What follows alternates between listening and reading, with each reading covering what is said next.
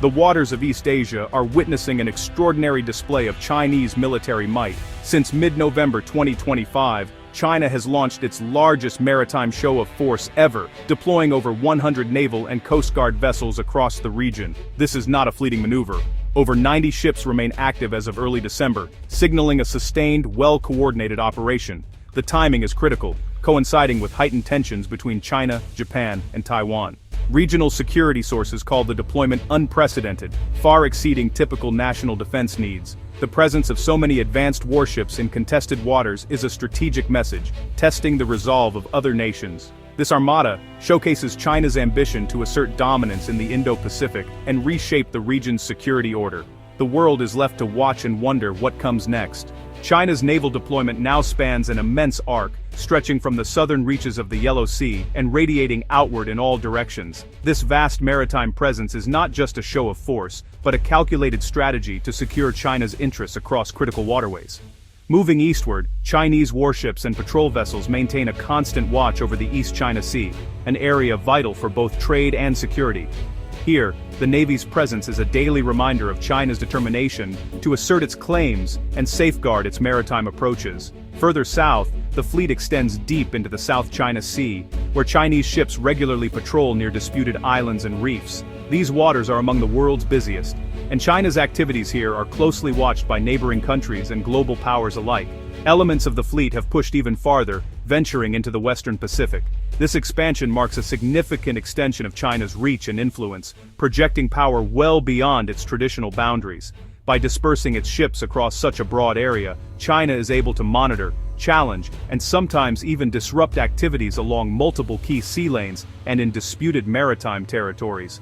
This strategy complicates the calculations of any rival navy operating in the region. Strategic deployments near Taiwan and Japan's southern islands send a clear message to both Taipei and Tokyo.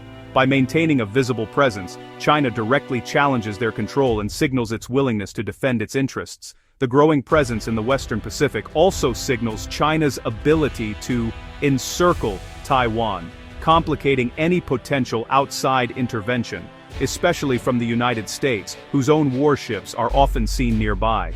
These maneuvers demonstrate the PLA Navy's growing confidence in operating far from home waters, in regions where its territorial claims are most hotly contested. Such operations are both a test and a display of China's expanding naval capabilities. Regular patrols and exercises, in the so-called Second Island Chain, challenge the long-standing dominance of the U.S. Navy, while also providing valuable experience in long-range power projection and coordination. As of early December, at least 4 Chinese naval formations were operating in the Western Pacific. This sustained activity highlights ambitions that reach well beyond China's immediate periphery, signaling a new era of maritime strategy and regional competition. While Beijing hasn't announced formal exercises, its deployed ships are far from idle. Intelligence reports reveal mock attacks on foreign ships and complex military drills, sharpening China's readiness and signaling strength to the world. A major focus is access denial, practicing to keep outside forces, especially the U.S., from intervening in a regional conflict. These maneuvers involve coordinated actions between ships, submarines, and aircraft to create a defensive bubble. The deployment also serves as a massive intelligence-gathering operation, tracking the movements and responses of Japan, Taiwan, and others. The mix of Coast Guard and naval vessels blurs the line between law enforcement and military action, a hallmark of China's gray zone tactics. This constant low-level pressure lets China advance its territorial claims without triggering outright conflict. This massive deployment is a direct response to recent diplomatic clashes with Japan and Taiwan. In November, Japanese Prime Minister Sanae Takaichi suggested Japan could use force if Taiwan were attacked, a major shift in policy that angered Beijing. China swiftly summoned Japan's ambassador, condemning the remarks as dangerous interference. Meanwhile, Taiwan's President Lai Ching-te announced a $40 billion defense boost, further provoking Beijing. China saw these moves as coordinated challenges to its core interests. The naval buildup is a calculated warning to both Tokyo and Taipei. Crossing Beijing's red lines will have serious consequences. This is not routine. It's a strategic signal of China's willingness to back up its warnings with overwhelming force. The message is clear. China is prepared to act decisively if it feels threatened. Taiwan and Japan have responded with heightened vigilance and public caution. Taiwan's government reassures citizens while quietly ramping up military readiness and surveillance. President Lai has ordered full situational awareness and transparency, confirming Chinese naval formations in the Western Pacific. Taiwan's military has increased patrols to ensure rapid response to any aggression. Japan, too, is on alert. Its government is closely monitoring China's moves, though officials remain tight-lipped. Japan's self-defense forces are tracking the Chinese fleet, especially near the contested Senkaku, Diaoyu Islands.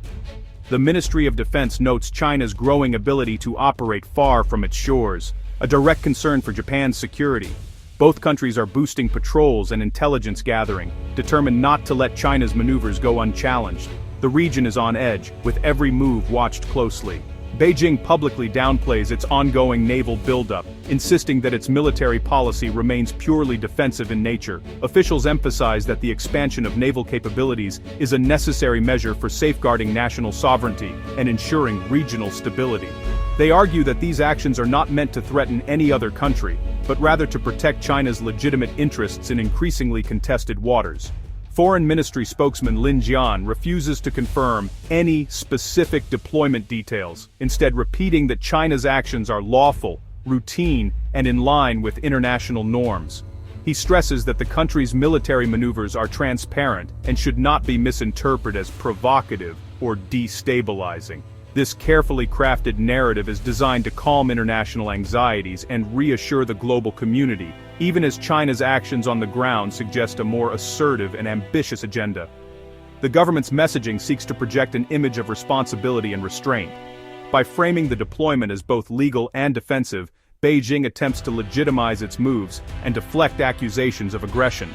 Officials highlight China's commitment to peace, while quietly expanding their military footprint in sensitive areas.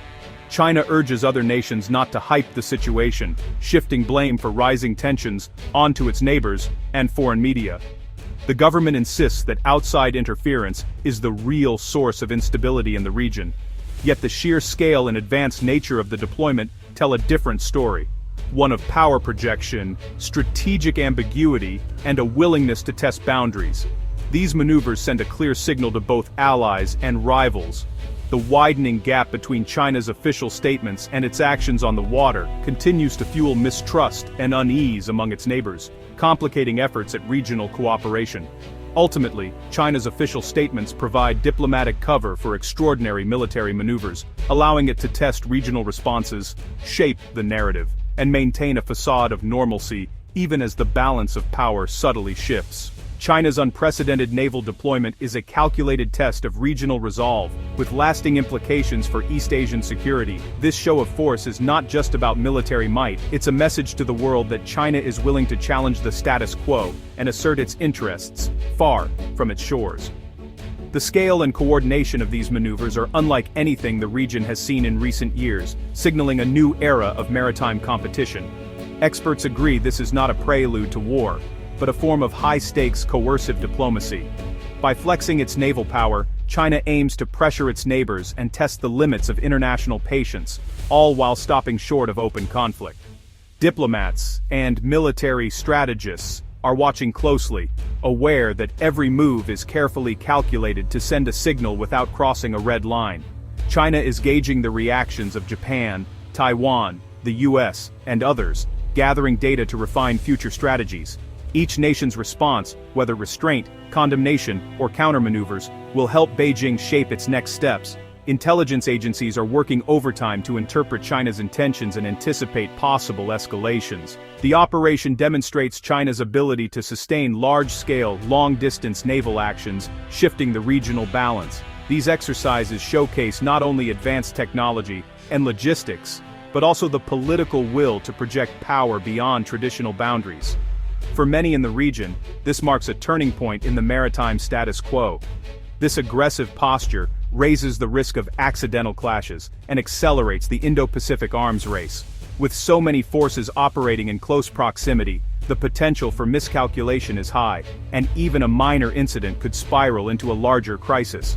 Regional militaries are on heightened alert, preparing for scenarios that once seemed unlikely. Japan and Taiwan are likely to boost defense spending and deepen ties with the US in response. New defense agreements and joint exercises are already being discussed, as leaders seek to reassure their citizens and deter further provocations. The security landscape is shifting rapidly, with alliances growing stronger in the face of uncertainty. The region faces a dangerous cycle of action and reaction, with stability hanging in the balance. Each maneuver and countermove adds to the tension, making it harder to find a path back to calm. The stakes are high, and the world is watching closely. The world now waits to see how the US and its allies will respond to China's bold new phase in the contest for Asia. As leaders weigh their options, the choices they make in the coming weeks could shape the future of the Indo-Pacific for years to come.